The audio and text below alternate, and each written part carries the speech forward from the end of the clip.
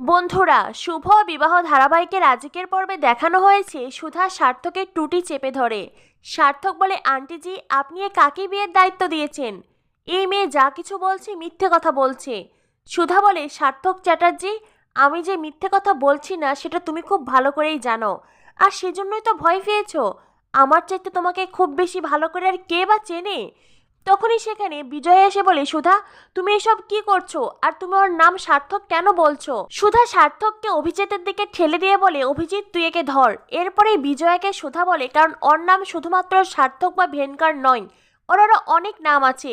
বিজয় বলে, তোমার কাছে প্রমাণ কি? তুমি কেন আমার জামাই সম্পর্কে সব কথা বলছো? সুধা বলে, প্রমাণ আছে। এরপরেই সুধা পূর্বী আর বিজয়কে সার্থকের সব ফেক আইডেন্টি কার্ড দেখায়। সুধা বলে, আপনিই বলুন একজন লোকের এতগুলো আইডেন্টি কার্ড কি করে থাকতে পারে? সার্থক তখন অভিজিতের হাত থেকে বেরিয়ে এসে পূরবীকে বলে, পূরবী তুমি বিশ্বাস করে সুধা সব মিথ্যে কথা বলছি, ওই এইসব ফেক আইডেন্টি কার্ড বানিয়েছে, আমাদের সম্পর্ক ভাঙার চেষ্টা করছে। পূরবী এই মেয়েটা মিথ্যে কথা বলছে, ও আমাকে বদনাম করার চেষ্টা করছে। আমি তো তোমাকে ভালোবাসি, তুমি তোমাকে বিশ্বাস করো বলো? সুধা তখন পূরবীর কাছে গিয়ে বলে, পূরবী তুমি আমার কাছে প্রুফ চেয়েছিলে, আমি তোমাকে প্রুফ দিয়েছি, এইবার তুমি সিদ্ধান্ত নাও, তুমি এই লম্পট অসভ্য লোকটাকে বিয়ে করবে নাকি এই বিয়েটা থেকে বেরিয়ে আসবে? সার্থক তখন পূরবীর দিকে বলে, পূরবী তুমি আমার কথা শোনো। পূরবী কি করবে কিছুই বুঝতে পারছে না। এদিকে তেজ কেশবলালকে পাকড়াও করে। তেজ বলে, আজ থেকে তেজ বেকারি আপনার সঙ্গে আর কোনো ডিল করবে না, সব ডিল আমি ক্যান্সেল করলাম। কেশবলাল তখন হাসতে থাকে। কেশবলাল বলে, আমি যতদূর জানি কাননবালা দেবী আপনাকে কোম্পানি থেকে তাড়িয়ে দিয়েছে, তাহলে আপনি কে আমার সাথে তেজ বেকারির ডিল ক্যান্সেল করার? তেজ বলে, কারণ আমি তেজ বসু মল্লিক। এই বলে কেশবলালের টুটি চেপে ধরে। তেজ বলে, আমি কোম্পানি থেকে বেরিয়ে এসেছি মানে এই নয় যে যে কেউ আমার কোম্পানির ক্ষতি করবে আর আমি সেটা মেনে নেব। তেজ কেশবলালকে মারতে চায়, তখনই কেশবলালের ভাড়াটে গুন্ডারা আসে। তেজ বলে, আমি আপনাকে কিছুতেই ছাড়বো না, প্রয়োজনে আপনাকে পুলিশের হাতে তুলে দেব।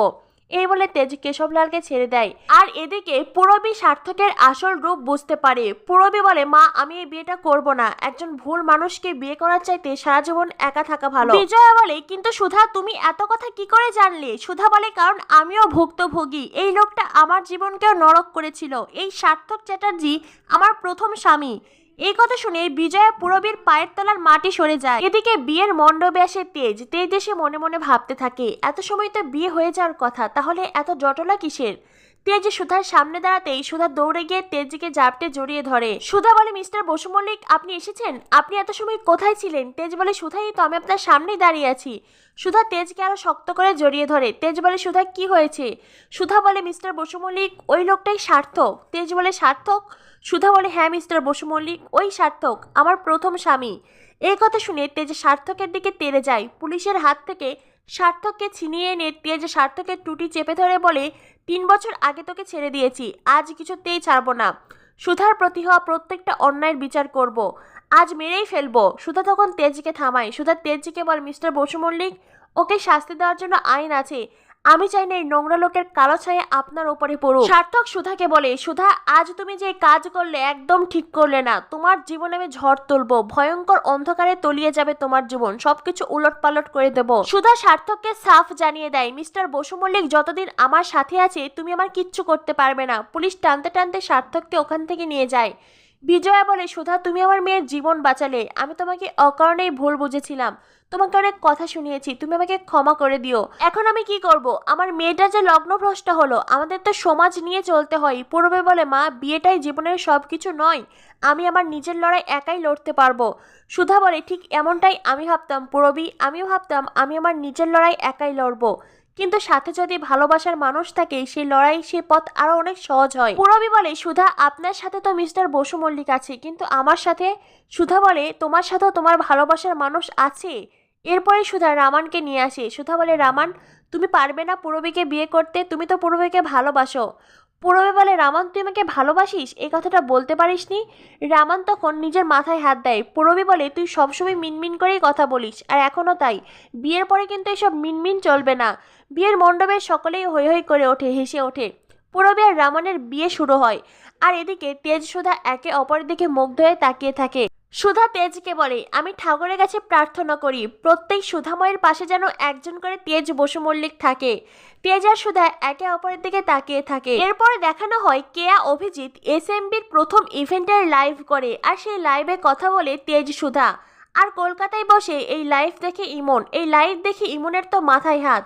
এত অল্প সময়ে এত সুন্দর করে ভেন্যু সাজিয়েছে সুধা, কি করে এত অল্প সময়ে এত সুন্দর ডেকোরেশন করলো, আর প্রথম ইভেন্টও পেয়ে গেল। ইমনের তো মাথায় হাত। ইমনের ব্যবসায় এবার লালবাতি জ্বালাবে সুধা। ইমন রাগে অন্ধ হয়ে গ্লাস ছুঁড়ে মারে। তখনই সেখানে ঝিনুক আসে। ঝিনুক এসে বলে, এ কি, এটা কি করলেন? যান যান, গ্লাসটা পরিষ্কার করুন, একটু পর তো বউ ভাতের লোকজন আসবে। ইমন বলে, আমি নোংরা পরিষ্কার করব? ঝিনুক বলে, হ্যাঁ আপনিই তো করবেন। সুধাময়ী জলপান তো সকালের জলখাবার আর ভাত কাপড়ের আয়োজন করেছে, আর বউ ভাত ফুলসজ্জায় সব ডেকোরেশন করার দায়িত্ব তো আপনাদের, তাই আপনি করবেন।